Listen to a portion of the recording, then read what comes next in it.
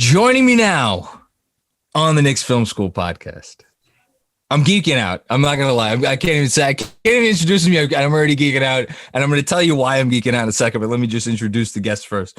If you have been to a Knicks game at any point in the last few years, you have heard this person, even though you may not realize it, but you're gonna realize it now. He is the DJ of Madison Square Garden, in charge of getting that place pumped up even more so than it would already be.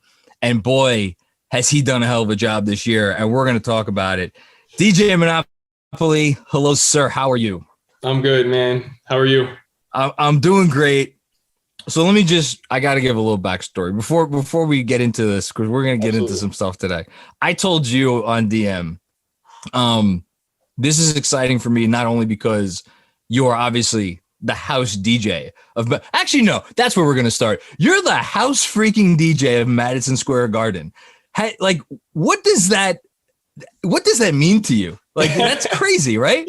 Right. Yeah. I mean, absolutely. So I'm one of a couple. So we have a team, obviously. So obviously you can't do all the nights. Yeah. I get to work hand in hand with probably the most talented individual in the industry, which is Ray Castaldi. So he's actually the organist and the music director. Mm-hmm. So that those legendary organ sounds come from Ray that you've heard. I think he's been there since like 89. So, I mean, he's literally been there through the 94 run, the 99 run. He was there for the Rangers Cup, like all those moments he was there for. And that's pretty much, he's my go-to guy. He's the one that I get to work alongside with every single game. And then we have a couple other DJs. So we kind of alternate based on people's schedule and whatnot. But the Knicks has always been my passion since I was a kid. I grew up watching the Knicks because my sister, who's 5 years older than me, she was watching the Knicks growing up. So wait, let's get the timing right. So I don't usually ask my guests their age, but I am gonna ask you your age right now. How old are you? I'm 33. Okay, so we're not that far. I'm about to turn 38. I'm a little bit older. Right, yeah. God bless you. You look good for your age. I look like shit. So you're 33. So I'm gonna guess. Tell me how far off I am. I'm gonna guess that your first real memories of this team were probably after Jordan came back after the first retirement, and it was more the Heat Pacers rivalries, not so much the early Bulls rivalries. Okay, right. So I mean, like I remember. So my sister was about 12 when the Knicks were in the finals in '94, and I remember. I mean, I was only 7 years old, so obviously, like at that point in time, I couldn't take it in as much. But I do remember vividly her making me sit in the same exact place. If the Knicks were going on a run, right? Superstitious.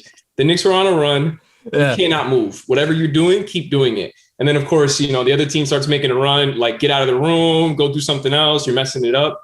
So, I mean, that's where it started. And then, as I got older, it was really probably like 98, 99 when like it became like my team now. It was no longer like my sister's team, and I just enjoyed watching it with her. And then it was like my squad. And then of course, like, the 99 run is like, that's the one that sticks out in my mind. And then from that point forward, I just never stopped. So it's funny. I've talked about this a couple of times on the pod. People my age. So again, I'm going to be 38 in a couple of weeks.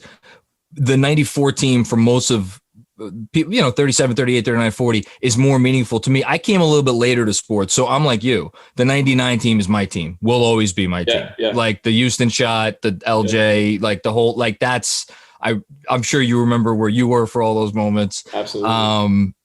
So that's actually, that's a good transition. So you've been now, you said one of the MSG house DJs for a couple of years, doing games this year. So how many games have you done this season for the team? Probably somewhere between, I don't know, maybe like around 10 to 12. Okay. So you have a good feel. Oh yeah, absolutely. Have you gotten the 99 vibes at all being there? I mean, obviously I wasn't in the building, but these are stories that Ray and I talk about all the time. Like I'm always picking his brain, and I've been asking him specifically this season. I'm like, and because we only have 2,000 fans in the building. Of course, we're gonna get to that. Some of these nights have just been, the energy level is just at such an extreme for that amount of people. So I've asked him, I'm like, are we kind of like, are we getting there? It's like, are you feeling what you felt at that time? And he said, absolutely. Like, it's back. Like, that energy is back. And, obviously it hasn't been there. So for me to be in the building and experiencing that firsthand instead of being at home watching on my couch, it's just, I mean, there's nothing like it. So, okay. So we're going to take a few steps back. So you said this has been a couple of years now. I'm assuming you've been DJing for a while, right? I've been DJing for almost 13 years now. Okay. What got you into the business to start? Was it like a side gig, a friend who did it? Or it was kind of, So I had a friend in college. I didn't start until 2008, 2009. So I had met a friend in college that was like previously a DJ or had dabbled in DJing. Okay. It was always something that I wanted to get into, but I had super traditional parents, like that's something like DJing. It was just not even on the radar. Like if I put that out there, it would have got shot down real quick. So meeting her, and then she actually allowed me to borrow her equipment for a period of time. Okay. That was the window right there. So I just I had this equipment for probably about a week in my dorm room, and I just got hooked. And like from that point forward, I went out and invested in my own turntables. A couple of years later, I actually attended DJ school in New York City, the Scratch DJ Academy. So that allowed me to kind of polish my skills a little bit, humble myself, because at that point I really thought I was like the man. A couple of years in, you think you're great. And then I got to meet all these incredible New York City DJs. I mean, we have the best DJs hands down in the country, that in my opinion. So I got to meet some incredible guys that really just showed me the way. They showed me the right way to do it. They made sure I had the fundamentals, which is really the key, which is that's kind of the thing that's being lost these days with some of the younger DJs, so I got to learn on turntables, and that was really my bread and butter up until, recently, where obviously technology has come such a long way. So now we do things with controllers and whatnot and the laptop, sure. But I was fortunate enough to come up that way. And then it wasn't until about 3 years ago where it's actually kind of funny how the whole thing played out. I actually so take me through it. How, like, because no, I can't imagine any DJ starts out and be like, oh yeah, I'm going to be the DJ at Madison Square fucking Garden someday. So right, exactly. Where was the circumstance of events that got you? So I graduated college. At that point in time, it was really just a side gig. I was doing it on the side. At that point, I understood. I wasn't looking at it as this is going to be my career. Okay. I got my degree in business management, so I was like, all right, let me try to get a job within my field, learn as much as I can, and I'll keep DJing on the side. And, I'll keep, like, in the back of my mind, I was like, I'm going to push this as hard as I can push this. I'm like, let's see where it takes me. And, it was a difficult first few years, because at that point in time, you're making those connections for the first time. I mean, I was still just a few years in, so I was still learning, I was still learning about the industry, the ins and outs, the do's and do nots. During that time, were you like DJing bars? Were you mostly DJing weddings? Were you just mostly bars? Mostly, like, I was still kind of tied to the college scene, so I was getting opportunities in all, like, the crazy college parties, Atlantic City, New Jersey. Okay. Some stuff in the city, but it was primarily that stuff. Private events just through word of mouth. But at that point in time, I'm like, I'm barely charging anything, because I was just trying to get as much exposure, trying to get out there, trying to. It's like a blogger starting out. You just any place that's willing to put your shit up on the internet that for people to read. You're gonna, like, let's do it. Yeah, that's like, you can't afford a DJ. So sorry, we'll make it work this time. You know what? Give me a 6-pack, a couple shots at the end of the night, and we'll figure it out. At first, you got to do what you got to do. So that's what I did, and years down the road, I worked in a full-time job for about 5 years, and I was even promoted through the ranks. I was making good money. But at the same time, I was still, every single night, I was going home and working on my craft. That's amazing. I was able to push it to the point where it was about 2014, 2015, where my income for DJing surpassed my full-time income. That must have been amazing. It was incredible. But at that moment, it was actually very difficult to walk away from my full-time job, because I'm like, wow, if I could do both of these, it's incredible. But I was burning the candle at both ends. I was running myself into the ground, trying to do stuff at night. I literally was working 8 to 10 hour days, coming home. And then that's when I was hopping on the computer, working on music, working on mixes, reaching out to clients, calling people, and then of course gigs. Yeah. So it was at that point, about 2015, that I left my job. which I actually like. I can't even say that I voluntarily left. It was kind of like mutual. I grew up with this company, so I mean, literally when I got in the ground floor with this particular company, and we were about 6 employees when I first started.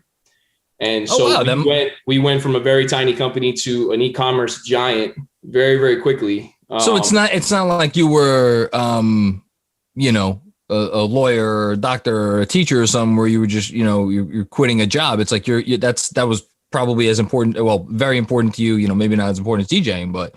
Yeah, no, absolutely. I mean, I had a team of guys of about 50 by the time I left. So, wow. Okay. So this is a big deal. Yeah, like parting ways with my team was like, it was like kind of pulling on my heartstrings. I was like, I felt like if I left, my team was going to suffer from that. Okay, I got you. You always feel like you're a little bit more important than you probably are. So at that point in time, I was like, my team needs me, all my people need me.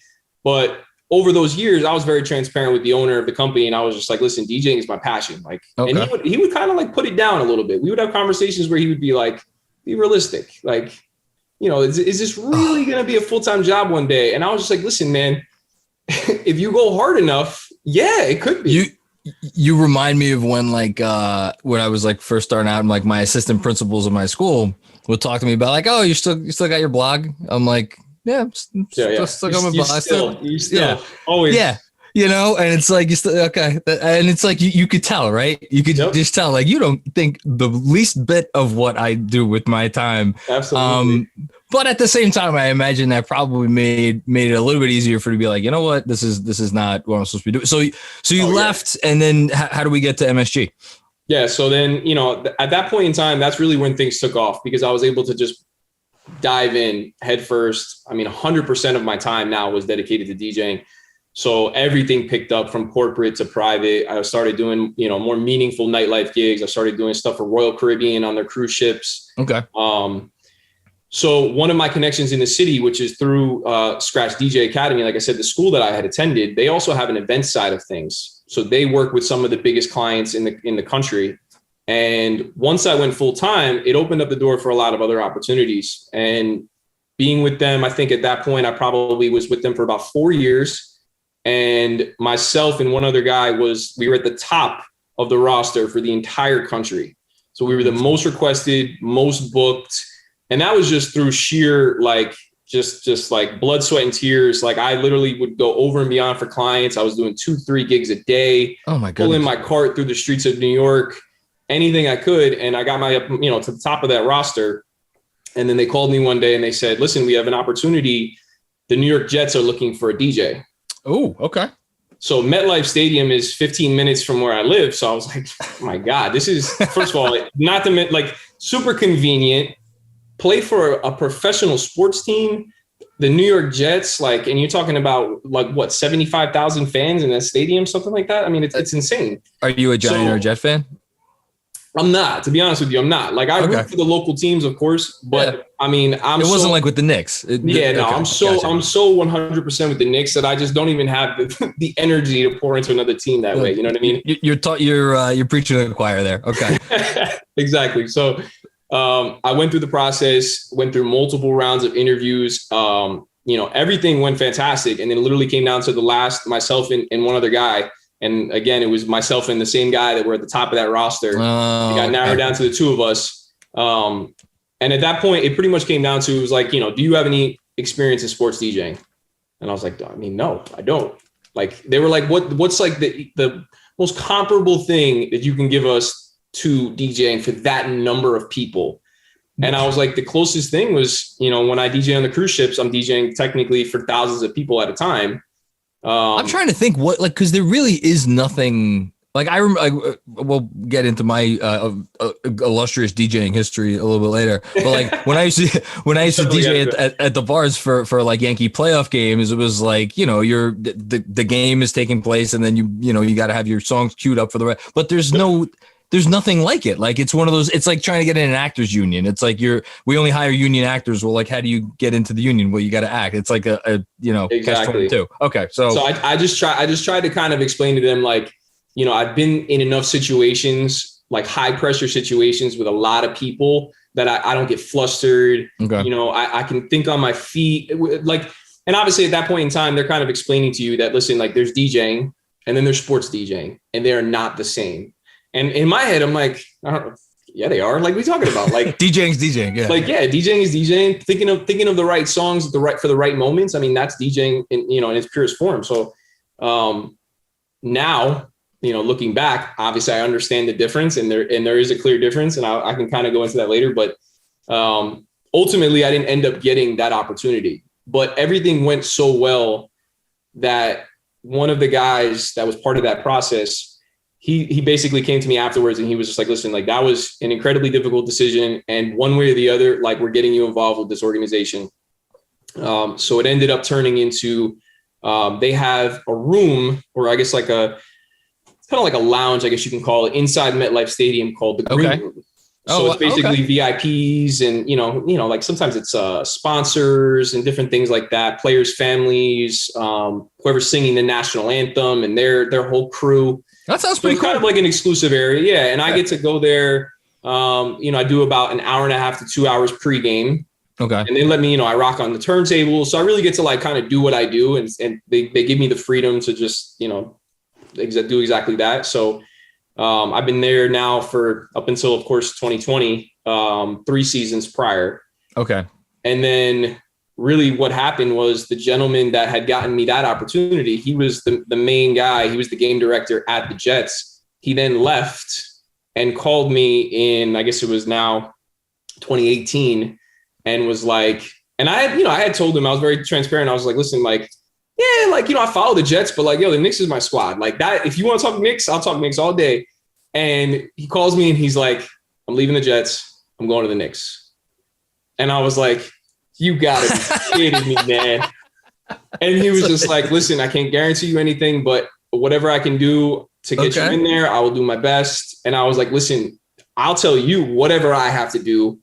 You let me know. Like, I'm not looking to like become the man overnight. Like, yeah, I will do whatever you guys need. Like, this is, I wrote this on my goals board in 2015. I'll never forget. Like, I literally wrote down DJ at MSG. That's and amazing. I'll never forget, like, writing down, trying to figure out who's who.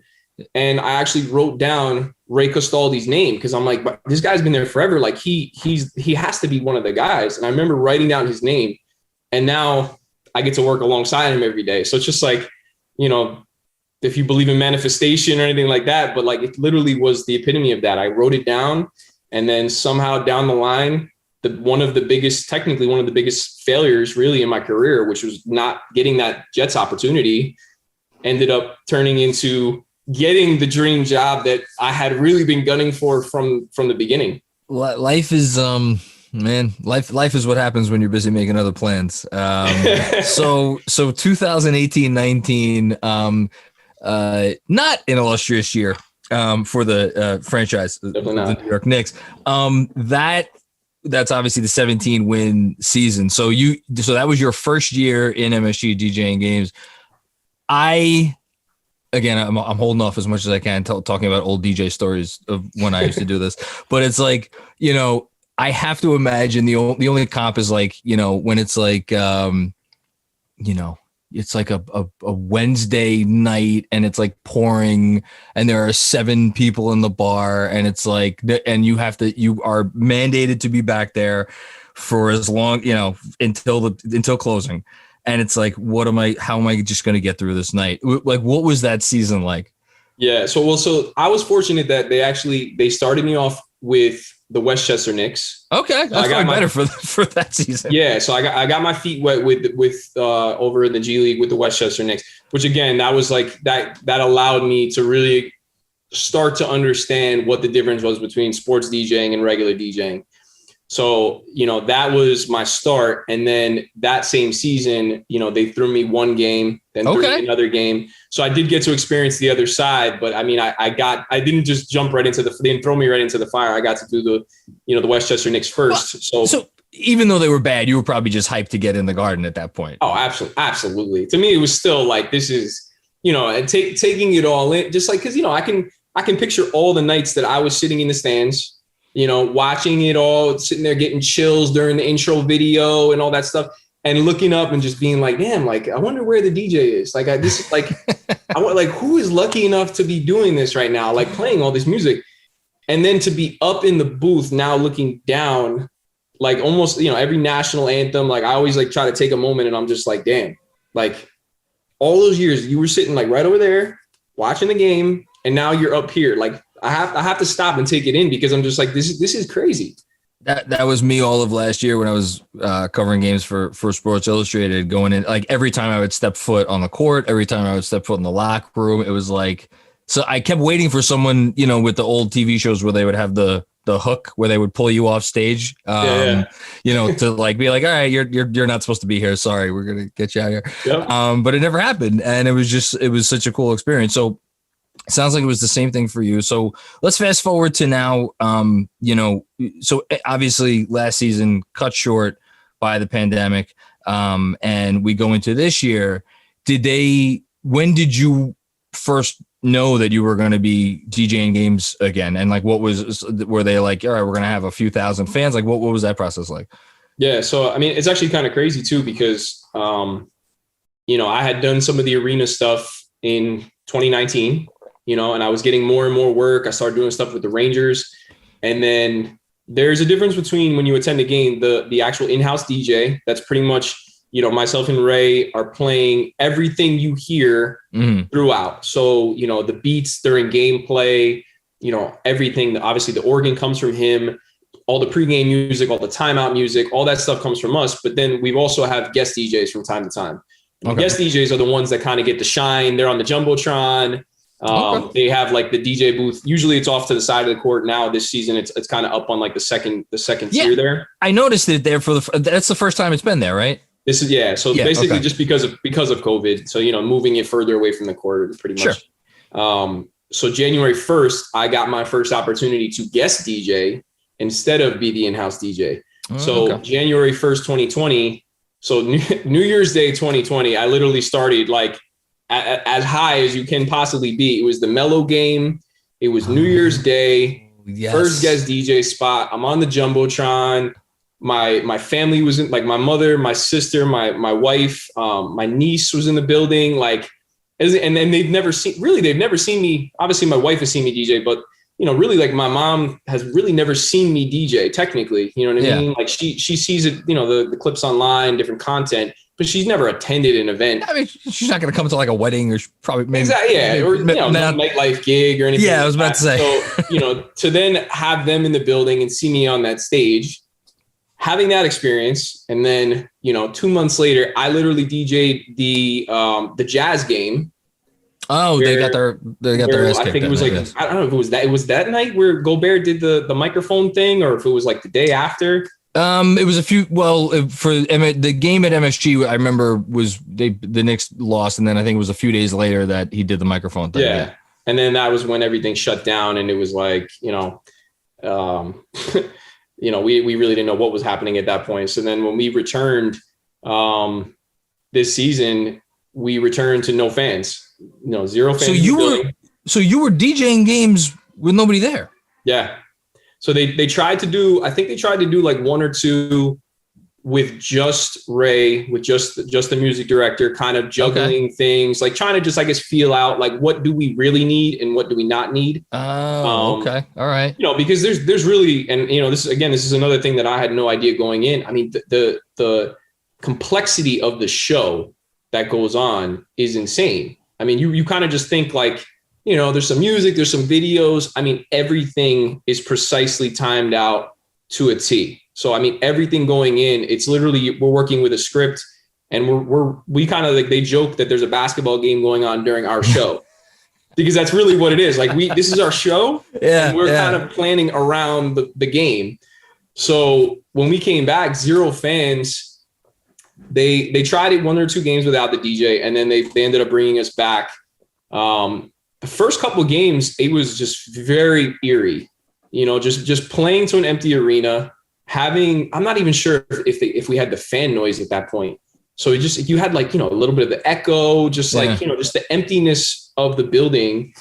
And initially we kind of we were more so playing for the players. Like that was really what we did. The notion of like the very purpose of DJing or MCing, anything in that vein, is to hype up a group of people. So I can't even like to go in and do. I mean, yes, there's a group of people, it's players, but they're playing the game. That's so I can't even imagine how difficult that really must have been pretty hard. Yeah, no, absolutely. Like at least like pregame, you know, when they're warming up and stuff, like I'm genuinely trying to play to them, because I think at that point in time they're kind of still able to listen a little bit. You know, they're down there, they're bobbing their heads, they're getting loose, they're having fun. But I think after that point, I think the majority of players kind of tune out because they're just so, you know, in the zone. So it was only a couple of games until we started kind of tweaking things, and they actually started to have us do like a normal show. So while we didn't have all the elements, I started to play music as if there were fans there. So I started playing, you know, more pop music, more of just like, you know, like if the Knicks go on a run, the other team calls a timeout and we call it going in hot, which basically means like, let's try to like build on that energy. Yeah. You know, I would play a hype song and no fans in the building, no energy to kind of like get that back from. It was very, very awkward. Like just playing like, you know, I drop like, you know, whatever, like Montel Jordan, This Is How We Do It. And it's just like, you got nothing coming back. It was just, it felt, it's almost, you know, it's like you can compare it to a club or a bar and you're playing like, you know, some hard EDM track to an empty room. They would all, like the couple people there would look at the DJ and be like, what is this guy doing? Like, I've been that person. I know what it feels like. It sucks. So then when they allowed 10%, which you know for us is about 2,000, like which is what it is right now for another couple of weeks. Yeah. We're still. I don't know if they did they give the official word if they're going to increase it. I'm under the impression that they are. Yeah, for knock on wood for the playoffs. Yeah. So yeah, but it's been 10% obviously the whole season. So you got some fans in the building, and does it? Like, look, it's obviously doesn't feel like a full arena, but does it feel more normal, I guess, than it did? Oh yeah, absolutely. And you know, Knicks fans, like, I mean, especially in a close game down the stretch, you can hear the fan noise. Like from where I am, I can hear the fan noise, and then I can hear the fans. And I mean, there's been times where like it's hard to believe that there's only 2,000 fans in the building. Yeah. Because Ray gets on the organ and starts doing the defense chant down the stretch, close game. I mean, the crowd just gets so into it, you know, and we've had a couple of these games, especially recently, where I was at the game where they came back in the fourth quarter against the Grizzlies. I think it was the first game that started our run here. Yep. Started the streak. And I mean, the energy in the building was insane. It was unlike anything I had ever experienced before. Even attending games, I'm not sure I've ever felt that kind of energy. And like I said, 2,000 fans, so only 10% of the building full. Just imagine what it's going to be once we finally get back to full capacity. I was listening today to JJ Redick's podcast from last week, and they actually were focusing on a little bit on the Knicks at the start, and he was saying, he's like, I feel genuinely upset as like a sports fan. The fact that the Knicks are doing this, and it's only this many people. I want to go back to something you said a minute ago. So you talked about playing music during intros and getting the players kind of starting to get hyped up and whatnot.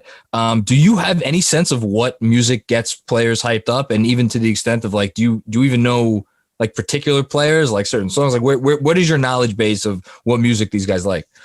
So from time to time, we'll do a thing called like a players playlist, where they'll select, I guess like the media team, and ends up getting passed through the channels, and we'll get, like Nerlens Noel players playlist, and we'll get like his 5 favorite tracks. Okay. So then we kind of like, we may feature it for a certain game. So I'll make sure like specifically that game, we touch on those tracks. But then of course, over time, I get a little bit of a look into, 5, 6, 7, 8 players. So at that point, I have an idea of what they're listening to.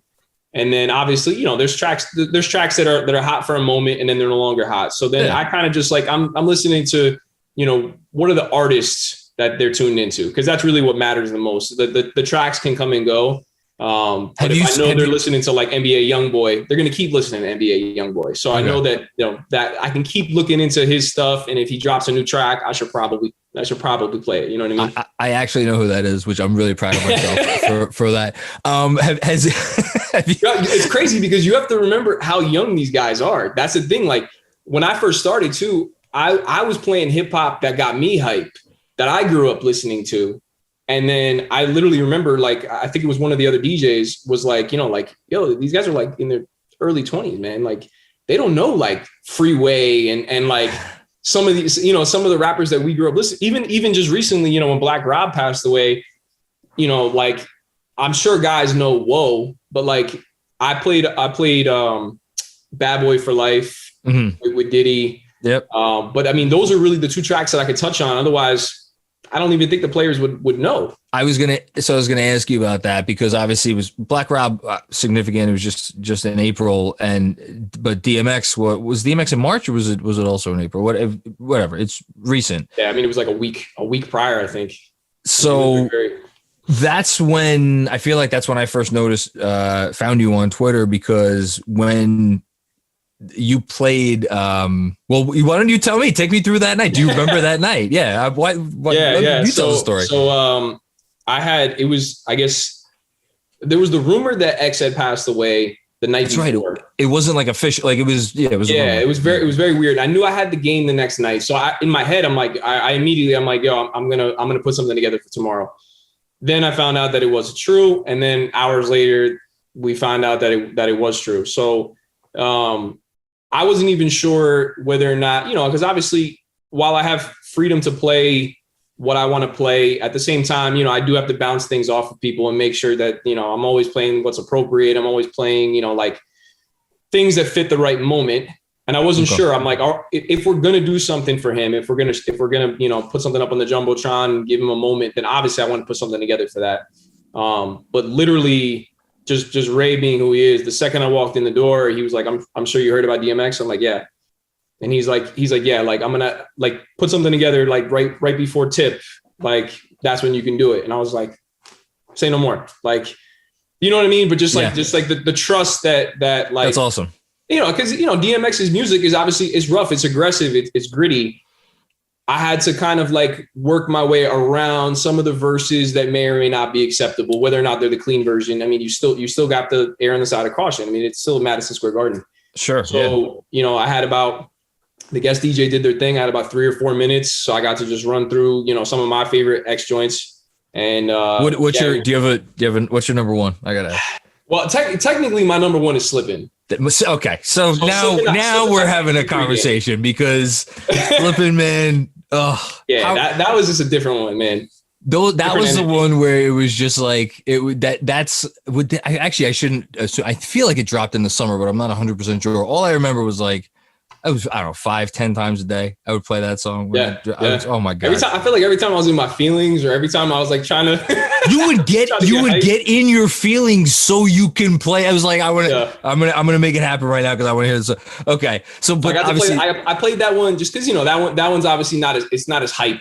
Yeah, it's different. I played that one pregame, so like when doors open, people are coming in just trying to get a good vibe. And then, I would have cried if I was there and I had heard that. I just want you to know that.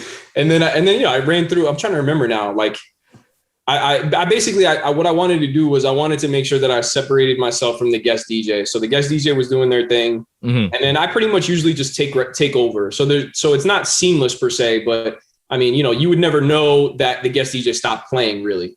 Okay. So I wanted to kind of make sure that there was like a distinct separation, which, sometimes you don't really want, like, you don't want like a break in the music technically. But for that moment, I was like, that's what I need. Like, I need to kind of, I think the DJ at that time was playing like house music. So I was like, I need to change the energy here. Yeah. So I literally created something in Ableton before I started that night, which was literally just like a sound effect that kind of pulled out. So it literally went to silence. Okay. And then I had a DMX acapella where he just goes DMX. And then I just echoed it out. And I just let it sit for a second. And then I actually came into on X Go and Give It To You. He actually says, he shouts somebody else out and he says, rest in peace, baby. Ugh. So what I actually did was I jumped right into the part where he said "rest in peace." So I don't know if anybody caught that because it's tough, especially over the speakers. But that was kind of how I started it, and then we went straight almost to tip. Again, you're bringing me back, like the nights when like you pull off or you have like you transition from one song to another based on like one lyric or something. If there's one motherfucker in that bar who notices and says something to you like, "Yo, man, that was nice," makes your whole night. Yeah, 100%. Yeah, no, I hear that. So I don't know if anybody caught it, but I mean, it made me feel good. That's all that matters. That's all that matters. So I'm curious. So like that night obviously was a special night, but in general, just on like an average night, if there's like a really, really hot song or something that, like, okay, I know this is going to get the place fired up. I think that'll get the place fired, whatever. Well, maybe I should ask this. Do you have the opportunity to like wait for a certain moment in a game where it's like, okay, it's going to be maybe after they go on a run and it's a timeout or something? Like how much does that factor into your nightly preparation? Yeah. So pretty much like, I try to be as organized as possible going in. And everything is about energy. I mean, and that's kind of where the distinction comes in between DJing and sports DJing. Whereas like DJing, you're stringing songs together, but you have the ability to create that experience over the course of a night, right? So it's kind of more of like the journey.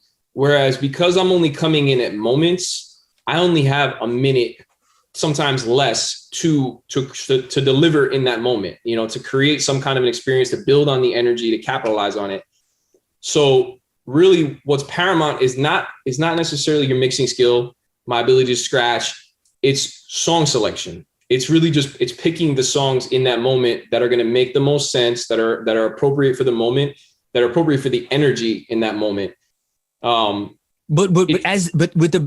with basketball, the energy of the moment can change in 60 seconds or even less. So I imagine there's been times where you're like, where you have to make a last minute change on the fly of like what song you're about to play, or do you have to kind of stick to, more of a preset plan? No, you're absolutely right. So we pretty much like the way we have it queued up, it's almost like we call it so like I said before, like a hot song is Knicks go on a run and like, I want to play something hype that's going to get people going. And you'll have that ready. Like, yeah. Right. So that's, I always have one of those queued up. And, it also depends on kind of the course of the game. We'll play some of the harder driving stuff later in the fourth quarter. I'll keep some of the hip hop tracks that are relevant. I'll keep like, some of the classics, like if you play Be Faithful, like Crooklyn Clan, Fat Man Scoop, like that's never going to fail. Like I said before, this is how we do it. Like any of those tracks you drop, bring them out. Like, there's certain tracks that just hit different in those moments.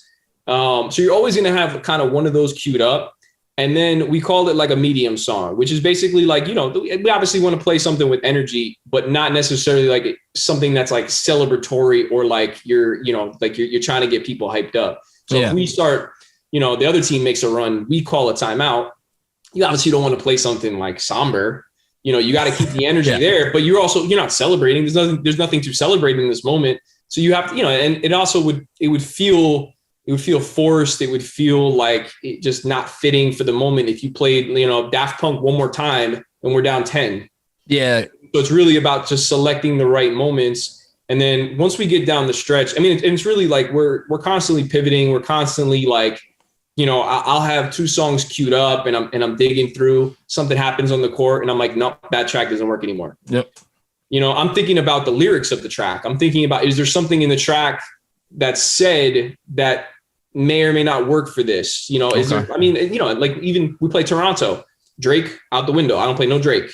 Oh, I love all those things matter. Like, and it's, I love it. Again, this is something that I've learned in just a couple of years that I've been doing it now. It's just like, you have to micro analyze every track. I mean, and of course, on the flip side, you have opportunities when something happens on the court to kind of like, for like a funny moment. So for example, like just the other night, the Rangers, this one stuck out because people were still talking about it yesterday.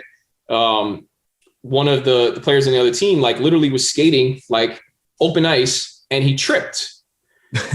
And I didn't know hockey players actually did. I'm trying to remember the artist name. I think the artist name is like Bigfoot or something like that. But the song is literally called "One Foot in Front of the Other." And I just happened to be scrolling, and it happened, and I was like, "Yup, boom!" Played it, and I'm literally looking around, and fans are laughing. That's great because the lyrics are just like "one foot in front of the other." Yeah, that's. So it's like you have the opportunity, but you have to be so quick on your feet, and so sometimes it happens too fast.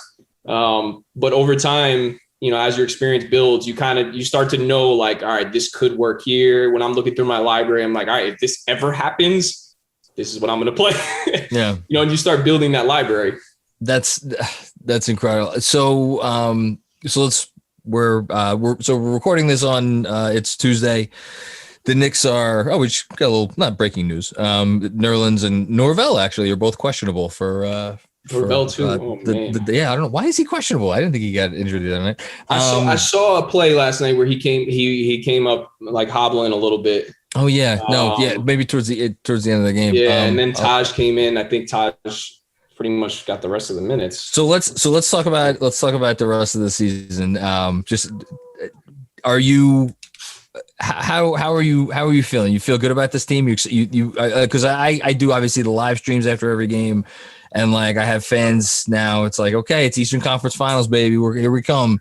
Are you able to stay grounded, or what do you expect to see over the next couple of weeks? What are your expectations? Yeah, I mean, listen, over the years, I'm that fan that's always overly optimistic going into every year. I'm like, well, listen, we got this guy. This looks good.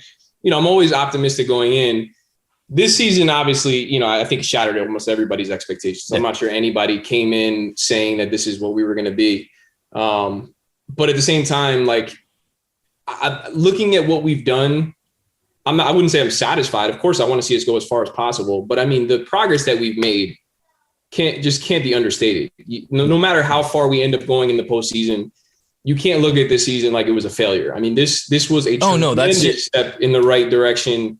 From a culture standpoint, I mean, they've changed the conversation completely. So, I mean, and I think that's really the goal, right? Is we have been having a difficult time bringing in the big names, the free agents. And it's, the conversation around New York has always just been negative. You know what I mean? So we've changed that entire perspective. But I could sense it a little bit from being in the building, covering games last season. And I'm sure you get much more of a sense of it. There's a feeling, there's a vibe, there's a when you're in the building. And I don't know how you felt being in there last season, but covering some of those early, there wasn't, I don't know, it didn't seem like a very positive place. Like, I'm not saying that everybody was like hanging their heads and stuff. Like the assistant, like Caleb Canales, God love him. He was always had a smile on his face. Shout out to him. But like, it was just not.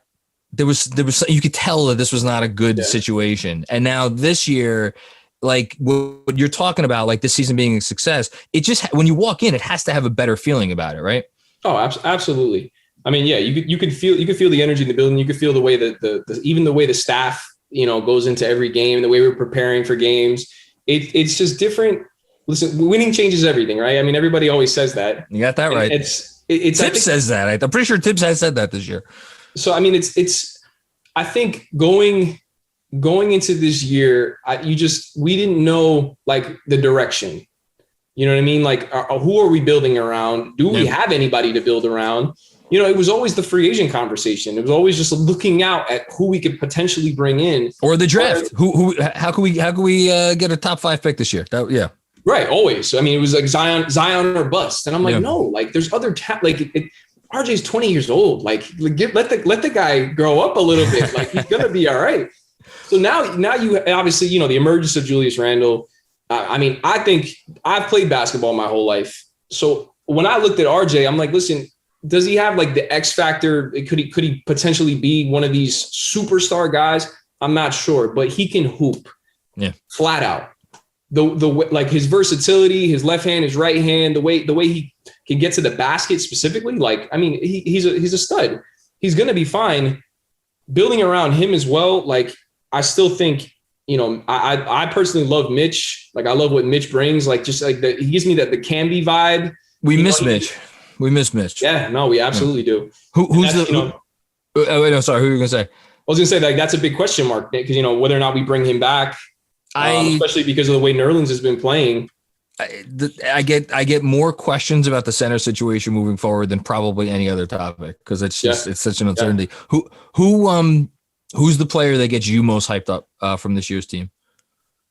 Man, they're gross. I don't know you're gonna say because you know what it is like. I love like the reason why the '99 team was my favorite team is just like we were kind of we were overlooked. We were like the underdogs, yep. And you just had a great group of guys. And it was a story.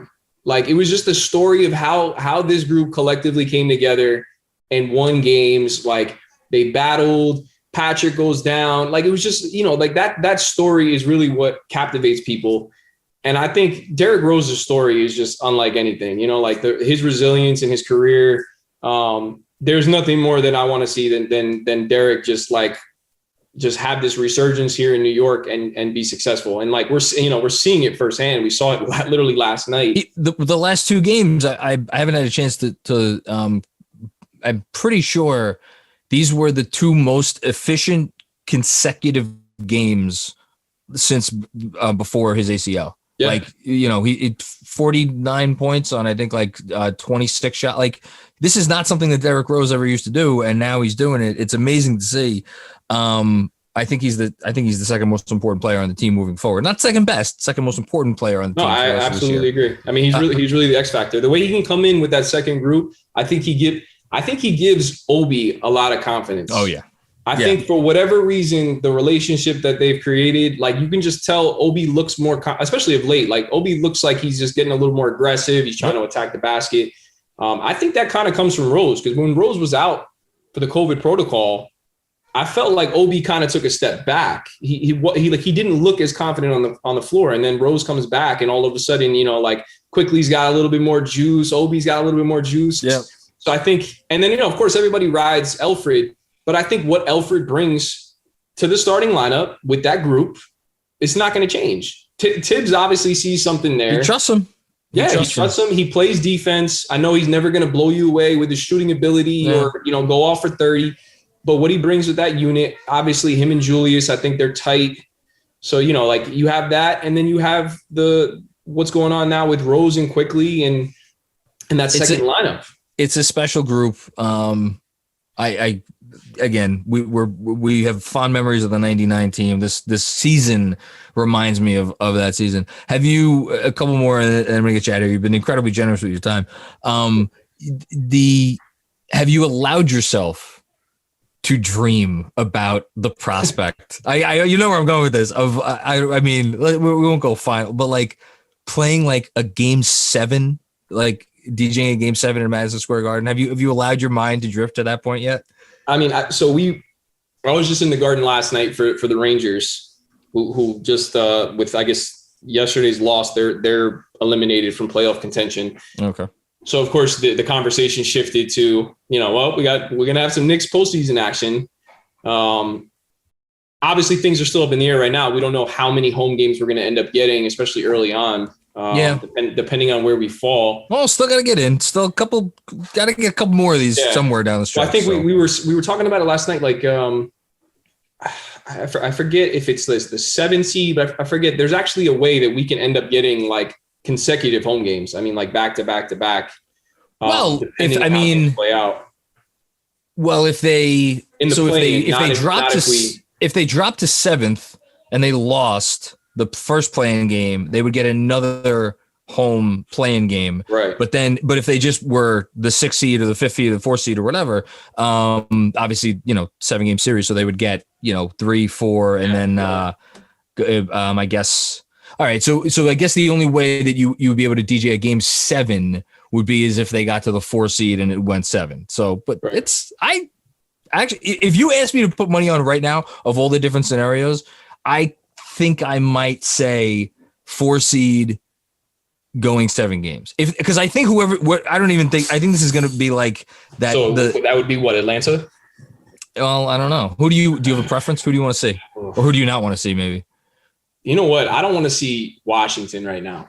That's I fair. think watching Washington lately has been something. They're what? They're still sitting at like 10, but I think they beat, I'm pretty sure they beat Indiana, I want to say last night. So yeah. Okay. So they closed I think they're still in 10th, but they closed the gap. I wouldn't, if I was like Philly or something, I mean, Philly probably will win that series, but I'm not sure I'd want to deal with Washington right now. Yeah. No, I mean, I honestly think like I feel strongly that we can put up a fight with just about anybody. I mean, I think a healthy Brooklyn squad is going to be tough for anybody. I mean, that's just there's no questions asked. But I can see us giving Milwaukee a problem. I can see us giving Atlanta a problem. So I mean, it's really going to be interesting. And I mean, I can't wait. So the funny thing is, of all the games I've attended, I've never attended an actual playoff game. So wow, okay. DJing a playoff game in a few weeks, whatever it is. I mean, that'll actually be my first experience to be in MSG for a playoff game. And then of course to be DJing it. I mean, but it makes me nervous at the same time. Cause it's just like, everything's got to get ramped up. Like my level of perfectionism, whatever you want to call it. Like, I mean, that has to go up 10 notches. Like I want to make sure that like I do everything in my power to help us secure the win. And, we do feel like to a certain extent that we affect the outcome of the game. You know what I mean? If we can get you guys into it, that helps the team. And then of course, it just kind of like it snowballs and we can really. All right. It's been almost an hour and I'm going to do this very quickly and then we'll go. I've waited this long. So I DJ'd bars like that but I was the house DJ for the bars. So I did it, 4 nights a week for probably about 5 years. I always felt going in like this was the closest I was ever going to get to being like a professional athlete, right? Like it was in my hands, like, okay, just give me the people, and then I'd have the occasional manager who would, have the attitude like, just whatever, play some songs as long as the beer's cold, it'll be a good night. Right. And I'd be like, no, fuck that. Like this has the chance to be the most fun night of somebody's life in here. And that is in my hands. And I took that so seriously. And to hear you talk about it on the level that you're at, which is fucking million times ahead of where most DJs ever get to, is just really, it's awesome to hear. It really is awesome to hear. As someone who used to DJ and as someone who covers his team and who roots for this team is absolutely amazing. So the last thing I'm going to ask you, favorite song or favorite mix of your DJing career? I know. I'm gonna you take your time if you need. I know this is like the impossible question. Yeah, I mean, because the thing is, like, songs come and go. They kind of. But like, so maybe when it first dropped, was there like a song that when it first dropped, you're like, it would almost you like couldn't wait to get to that point in a night when you could hit that song. Well, I'll tell you the song that still gives me that. I mean, I don't know if it's like the song, but the song that I'm always in the back of my mind, like especially during a close game, that gets me like, like I like in my head, I'm queuing it up. Like, all right, is the moment going to be right for tonight? I'm always thinking about Victory. Oh. Because that song to me, and I'm a huge Rocky fan too. So just like the Rocky vibes, and then that song, like, so I'm in the back of like for the games. That's always one that I'm like in the back of my mind. I'm like, yo, like, all right, it's tonight the night that I'm gonna drop it. Fourth quarter, whatever, like down the stretch, down by 2, 10 seconds left. Knicks got the ball. You drop Victory as they're coming back to the court. Like, you know what I mean? Like that's like one of the ones that always like in my soul, I'm like, can I play it? Can I play it? Like, is it right? Is it the right time? I run to that song on the. It's just one of those songs. Like, if I'm working out and I'm like, towards the end of my workout and I need a track, I'm like, all right, Victory. Like that's the one that always gets me going. I love it. Yeah, I just very quickly, I started DJing. I was a sophomore in college. And it was February, of my God, I started college in 2001. So it was like February, 2003, I think. Pretty sure I got this right. And, a month or two I think I have the dates generally right, but whatever it was a month or two after I started DJing in the club dropped. Cool. And this was back when if you were this is a little before your time, so I could say this. If you were DJing at a bar, you were either a bar that played hip hop or you were a bar that didn't play hip hop. And we had some very conservative owners, and the song dropped, and like I would get everybody. Like, it's all anybody wanted to hear. Didn't matter how old, young, what they look like. It's like just play. It's the most popular song in the country, and like they were like, no, you can't. It's hip hop. You can't play hip hop. We're not a hip hop bar.